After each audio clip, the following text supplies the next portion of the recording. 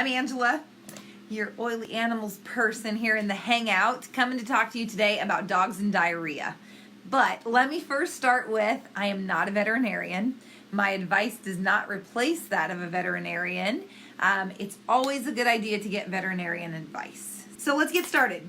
The first thing that would be recommended if you have been told by a veterinarian or there's a possibility that your dog has parasites in their intestines or anywhere, parafree is the number one recommendation. Grizzly used to have a lot of issues. Part of the issue was that I wasn't on the best quality of food that I could have been for him, so I switched foods, but we did a couple of cycles of parafree for him, and that really helped him to get over some stuff that he was struggling with, and that was last year, I think. It hasn't, not quite a year ago. But the way that you do the parafree is one capsule or one tablet, whichever it is, per day for a 50-pound dog. So if your dog is smaller than that, then you would need to like break it up or dilute it somehow. And it's been a while. I want to say that it's like a liquid capsule, but I can't remember for sure. So just be aware of that, and that you'd want to dilute it if needed. Another option is Thieves, Digize, or Copaiba. Now, keep in mind, there's a video on this of introducing and how much to use.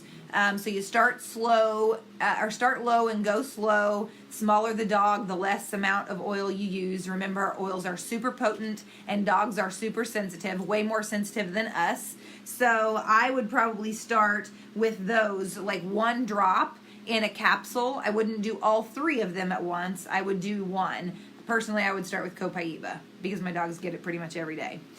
We just ran out, so I just got some. I have some orders I need to open.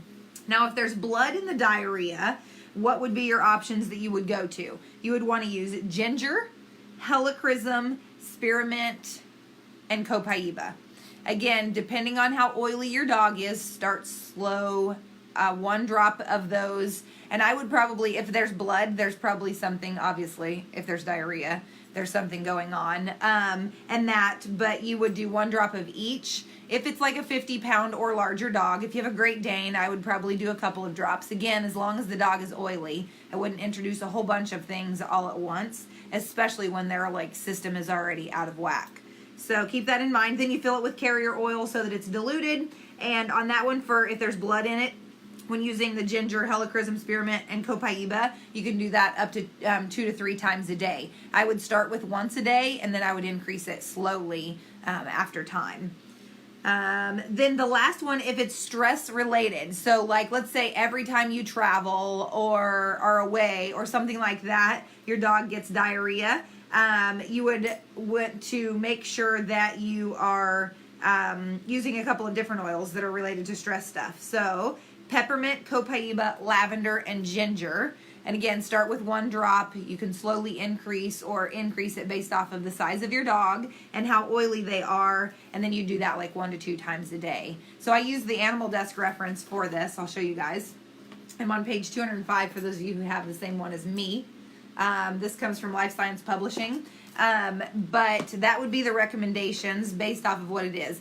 So just to recap, I want to make sure that I mention I'm not a veterinarian. I don't replace the veterinarian. I just like to make suggestions that can go along with an opinion you get from a veterinarian and that type of thing. So I hope you find this helpful. A couple of the things to keep in mind: food quality. I kind of mentioned this earlier when I was talking about Grizzly. Food quality is so important to normal bowel for as long as possible, for long life, extending the life of the dog, that kind of thing.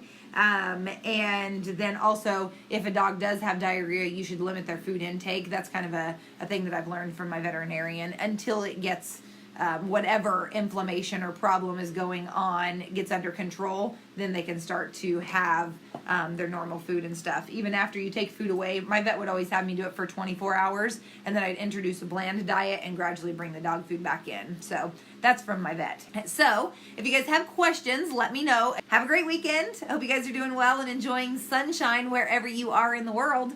Talk to you guys later. Bye.